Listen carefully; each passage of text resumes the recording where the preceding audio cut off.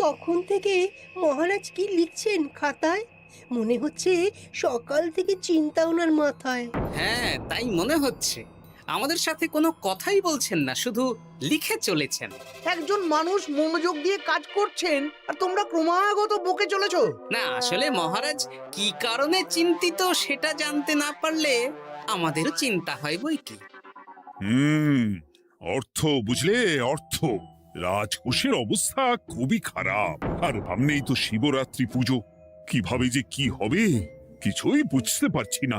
মহারাজ, এরকম হলে এবারে কিভাবে পুজো হবে? শিবরাত্রির পুজোয় তো অনেক খরচ। এত লোকজন আসেন, তাদের জন্য ভোগের প্রসাদের ব্যবস্থা করা তো মুখের কথা নয়। এবার তোমাদের সবাইকে দায়িত্ব নিতে হবে। আমরা সবাই। কি দায়িত্ব মহারাজ? আমি গতকাল তোমাদের রানীমার সাথে এই ব্যাপারে কথা বলেছি। রানীমা কি বললেন মহারাজ? দেখো, তোমরা সব সভাসদেরা যদি মুক্ত হস্তে দান করো আর রাজকোষ থেকেও যতটা সম্ভব অর্থ সাহায্য দিয়ে এবারে পুজো এবং ভোগের আয়োজন তাহলে সুসম্পন্ন করা যাবে। দানের চেয়ে বড় পুণ্যকর্ম আর কি আছে? যে সভাসদ সবচেয়ে বেশি দান করবে তাকে পরে কিছু অর্থ সাম্মানিক হিসেবে দেওয়া হবে। আচ্ছা মহারাজ। তাহলে আজ রাজসভার আলোচনা এইটুকুই রইল, বাকি কথা পরে হবে। বলি গিন্নি, আমি খুব সমস্যার মধ্যে আছি বুঝলে। হ্যাঁ, তোমার তো অর্থের টান ধরলেই আমার কথা মনে পড়ে গো। কি করে বুঝলে? বাবা, বুঝবো না? এতদিন ধরে তোমার সাথে সংসার করছি, তাও বুঝবো না? আমি কি আজকাল আর তোমার কাছে চাই বলো? আমার মা আমার নাম রেখেছিল পার্বতী, আর বলেছিল দেখিস তুই ভগবান শিবের মতন বর পাবি। তোমাকে পেয়েছি। এই কিছু মোহরের খুব দরকার। এবার মন্দিরে শিবরাত্রির পুজো হবে, কিন্তু মহারাজ তেমন খরচ করতে পারবেন না। তাই কি? তাই আমাদের সব সভাসদদের বলেছেন দান করবার জন্য। এই দেখো, আমার যা গয়নাগাটি ছিল সবই তো বন্ধক রাখা আছে, নইলে বলতাম। আরে বাবা, সে তো জানি, কিন্তু আর কোনো উপায় নেই। কি বলি বলো তো? দেখি কি করা যায়। আরে বাবা রে বাবা, এত চিন্তা ভাবনা না করে বাবা মহাদেবের ওপর ভরসা রাখো গো। উনি কোনো একটা পথ দেখাবেন, দেখো। দেখা যাক গিন্নি, উনি এখন আমার আশা ভরসা।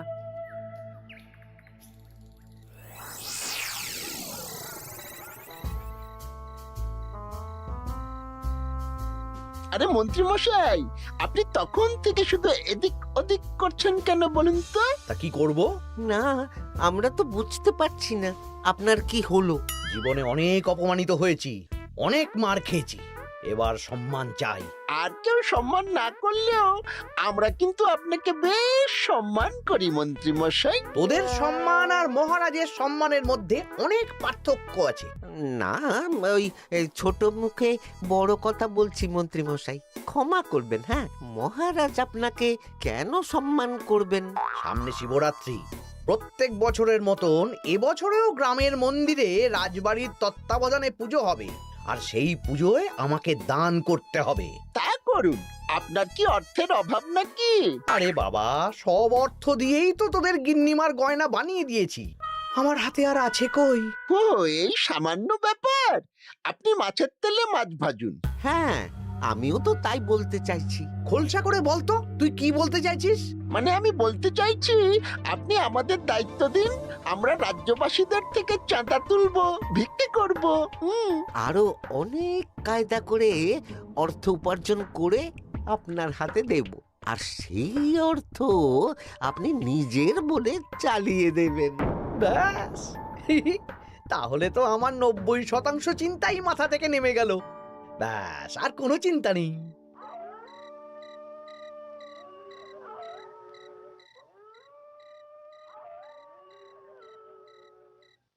কি গো, এত রাত হয়ে গেল, এখনো ঘুমোচ্ছ না কেন বলো তো? হ্যাঁ, খুব চিন্তা হচ্ছে গো গিন্নি।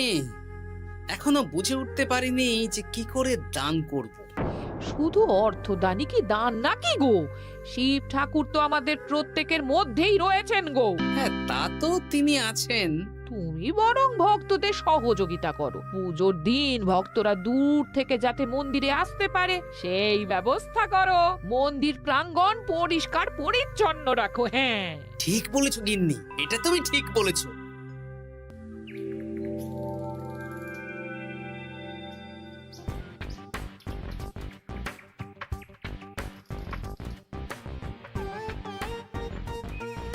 এই যে বাড়িতে কে আছেন? মন্ত্রী মশাই বলুন। হ্যাঁ, তা প্রত্যেক বছরের মতন এই বছরেও তো শিবরাত্রি উপলক্ষে মন্দিরে পুজো হচ্ছে, জানেন তো? হ্যাঁ, সে তো জানি, কিন্তু আমার গিন্নির পায়ে এত ব্যথা যে এবারে আর জল ঢালতে যেতে পারবে বলে তো মনে হয় না। তাতে কি, আপনি দান করুন, বাবা দূর থেকে আশীর্বাদ দিয়ে দেবেন। দান? তা কিসের দান? এত ধুমধাম করে পুজো হবে, তার দান। এ কি, এতদিন ধরে মন্দিরে তো দান দেওয়ার কোনো ব্যাপার ছিল না। এবার আছে। দান করা সবচেয়ে বড় ধর্ম। আহ, আমরা বুড়ো বুড়ি খুব অল্প অর্থে সংসার চালাই। আমাদের ছেলে যেটুকু পাঠায় তা দিয়েই চালাই। আমরা আর কি দান করব মন্ত্রী মশাই? দরকার হলে কদিন না খেয়ে থাকবেন, বাবার নামে উপোস করবেন, আর যে দান করবে না আমি তাকে এই রাজ্যে থাকতে দেব না। ওরে বাবা রে, দিচ্ছি দিচ্ছি দিচ্ছি। আর শুনুন, এই দানের ব্যাপারটা যেন 5 কান না হয়, নইলে কিন্তু। ওরে বাবা, না না না, ঠিক আছে ঠিক আছে। আজকে সারাদিনে ভালোই রোজগার হয়েছে, কি বলিস বটা? হ্যাঁ, কালকে আবার সারাদিন চাঁদা তোলা হবে। চাঁদা নয়, বল চাঁদার নামে দান তুলছি। হ্যাঁ, আর যা ভয় দেখাচ্ছি, কেউ ভয় মুখ খুলবে না। এই তো যাই, এরকম চলতে থাকলেই আমাকে সেরার সেরা দানি হওয়া থেকে কেউ আটকাতে পারবে না। এই তুমি এই ভর দুপুরে বস্তা কাঁধে নিয়ে কোথায় যাচ্ছ গো?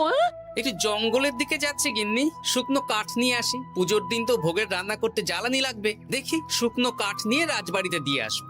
বেশ বেশ বেশ, যাও। হে দেবাদিদেব মহাদেব, তুমি একটু দেখো বাবা।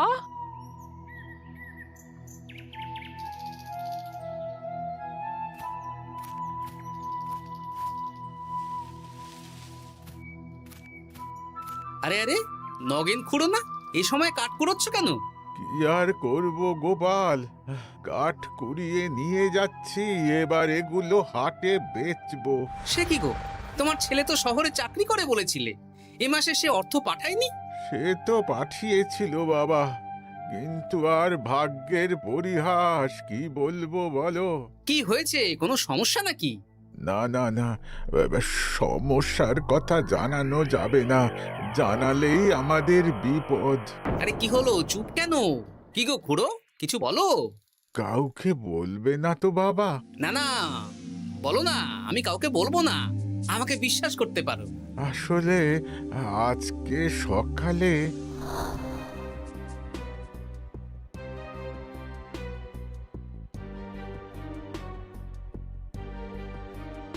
হ্যাঁ, মন্ত্রী মশাই? হ্যাঁ, শুধু আমাদের বাড়ি থেকে না, গ্রামের সব বাড়ি থেকে তুলেছে। ঠিক আছে খুড়ো, তুমি নিশ্চিন্তে থাকো। আর আমার চিন্তার শেষ নেই।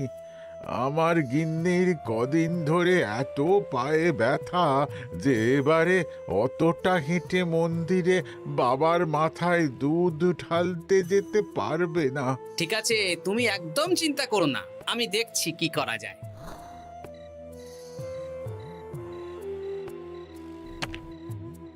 প্রহরী, এটা ভাড়ার ঘরে রেখে দিয়ে এসো।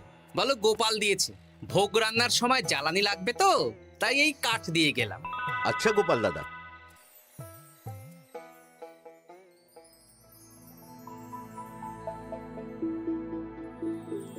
তারপর সবাই কিছু অর্থের যোগান করতে পারলে? মহারাজ, আমি 5 মোহর অর্থ সাহায্য করতে চাই। আমিও 5 মোহর মহারাজ। বেশ, গোপাল, মহারাজ, এখন আমার হাত একদম খালি, তাই আমি অন্যভাবে সহযোগিতা করার চেষ্টা করছি। কিরকম? এই তো গতকাল আমি 1 বস্তা কাঠ দিয়ে গিয়েছি, আজকে আরো দেব। তারপর আগামীকাল মন্দির চত্বর পরিষ্কার করব, আগাছা পরিষ্কার করব, পুজোর দিন ভিড় সামলাবো, যারা দূর থেকে আসবে তাদের একটা গরুর গাড়ি করে নিয়ে আসবো। আচ্ছা, বেশ বেশ, কর। মন্ত্রী, মহারাজ এই নিন, এতে 200 মোহর আছে। আমি আরো দান করব, আপনি কোনো চিন্তা করবেন না মহারাজ। বাহ বাহ বাহ বাহ বাহ, এ তো বিশাল ব্যাপার। আমি জীবনে অনেক পাপ করেছি, তাই এখন দান করে একটু যদি পুণ্য লাভ হয় সেটাই আশা। বেশ বেশ, পণ্ডিত, তুমি আর রাজবৈদ্য তাহলে পুজোর দশকর্মা দ্রব্যাদি কেনাকাটা শুরু করো। এখন ধারে নিয়ে আসবে, পুজোর পরে সব শোধ করে দেওয়া হবে। আচ্ছা মহারাজ, ঠিক আছে। তাহলে আজকে আমি আর পণ্ডিত মশাই দুজনে বাজারের দিকে যাব আর সব দশকর্মার দ্রব্যাদি কিনে নিয়ে আসবো। হ্যাঁ হ্যাঁ, তাই কর।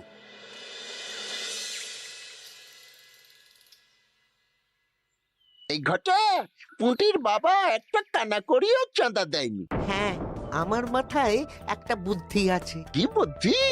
দেখ, ওদের বাড়ির বাইরে একটা শাড়ি ঝুলছে। শাড়িটা দেখে খুব একটা ওই পুরানো মনে হচ্ছে না। ওটা হাত সাফাই করে বাজারে বেচে যা অর্থ পাবো সেটাই মন্ত্রী মশাইকে দেব, তাই তো? একদম তাই।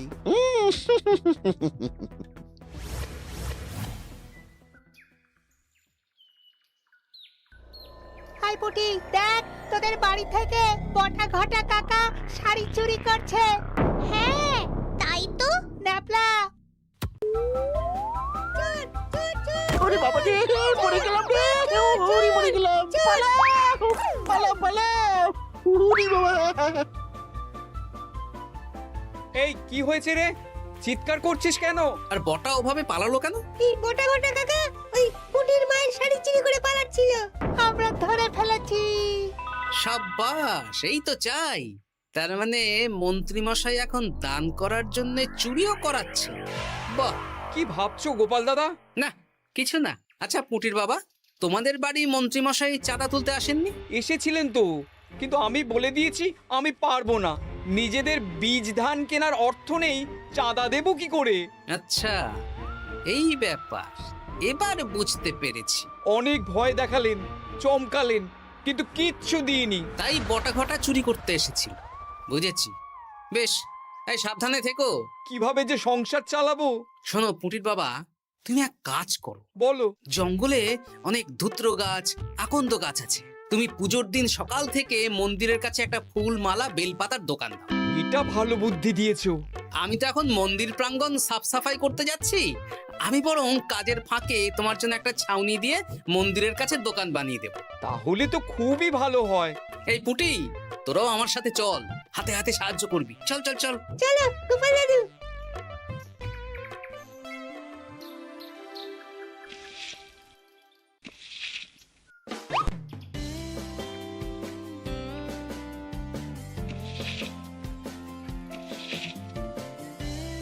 দাদু, এই জায়গাটা গর্ত আছে, তাই মাটি নিয়ে এলাম।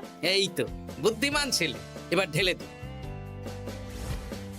ব্যাস, এখানটা এবার ঠিক হয়ে গেল। দেখি এবার মন্দিরের পিছনের দিকটা একটু পরিষ্কার করে দিই।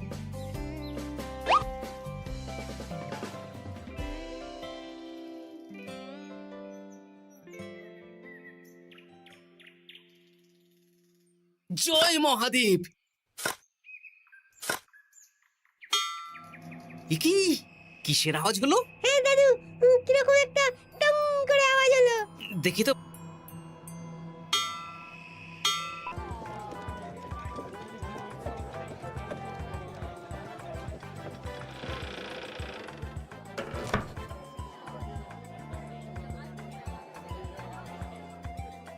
আসুন খুড়িমা, আপনি আসুন।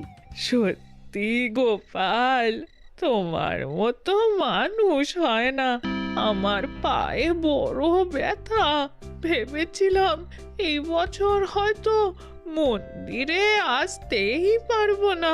আহা, আমি তো আপনার ছেলের মতন। আর কাল আবার আসতে হবে, বড় মাঠে ভোগের আয়োজন আছে, গাড়ি পাঠিয়ে দেব, কেমন? বেঁচে থাকো বাবা, বেঁচে থাকো। দেখো দেখো গোপালকে দেখো, ও হয়তো অর্থ সাহায্য করেনি, কিন্তু অন্যভাবে কত সাহায্য করছে। এই মন্দির প্রাঙ্গণ থেকে সব আগাছা পরিষ্কার করেছে। মহারাজ, আপনার সাথে কিছু কথা আছে।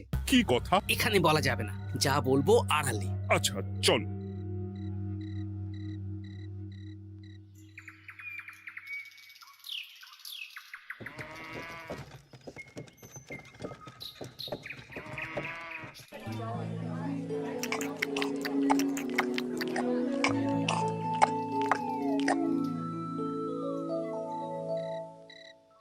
আজ সান্ধ্য সভায় সবাইকে আমি ডাকলাম, তার একটাই কারণ। কি কারণ মহারাজ? কি বলবেন আজ? গতকাল শিবরাত্রির পুজো আর আজ বেলার পুজোর ভোগ গ্রহণ পর্ব বেশ ভালোভাবেই সুসম্পন্ন হলো। এতে আমি খুব খুশি ও শান্তি পেয়েছি। তাই মহারাজ আমাকে সম্মান প্রদান করবেন, তাই তো? আমার মনে হয় আমি সবচেয়ে বেশি দান করেছি। না, তুমি তো কোনো নিঃস্বার্থ দানই করনি। মানে আমি যে কত মোহর দিলাম। ওগুলো তো লোকজনকে ভয় দেখিয়ে দানের নামে চাঁদা তুলে দিয়েছো। সেরেছে, সব জেনে গেছেন। হ্যাঁ, সেই জন্য সম্মান নয়, তোমাকে শাস্তি দেওয়া হবে। ওরে বাবা রে, ভুল হয়ে গেছে, ভুল হয়ে গেছে। ক্ষমা করুন মহারাজ, ক্ষমা করুন। এসব ক্ষমার অযোগ্য ভুল। যাই হোক, মহাদেবের কৃপায় মহাদেবের পুজো হয়েছে। তুমি যে অর্থ লোকজনের কাছ থেকে তুলেছিলে সেটা লোকজনের মধ্যেই বিলিয়ে দেওয়া হবে। তাহলে পুজোয় যা খরচ হলো তার বকেয়া কিভাবে মেটাবেন? সেটার ব্যবস্থা তো স্বয়ং মহাদেব করেছেন মন্ত্রী মশাই। হ্যাঁ, মহাদেব কিভাবে? আমি একদিন বিকেল বেলা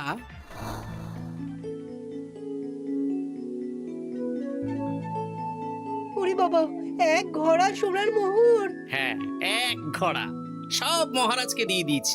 আর এই দান সংক্রান্ত যে অর্থ সাম্মানিকের কথা বলেছিলাম তা পাবে গোপাল। ধন্যবাদ মহারাজ।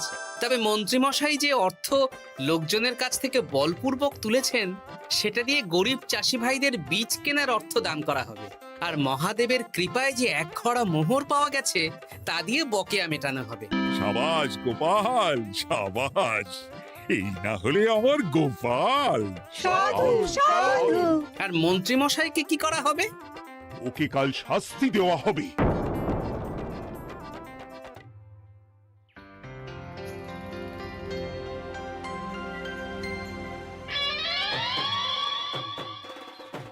ও মহাদেব, ও শিব ঠাকুর, আমাকে ক্ষমা করে দিন, ক্ষমা করে দিন আমাকে। ওসব না বলে একবার কান ধরে উঠবস করুন আর একবার করে বলুন, জয় মহাদেবের জয়। জয় মহাদেবের জয়, জয় মহাদেবের জয়, জয় মহাদেবের জয়। সবই মহাদেবের দান।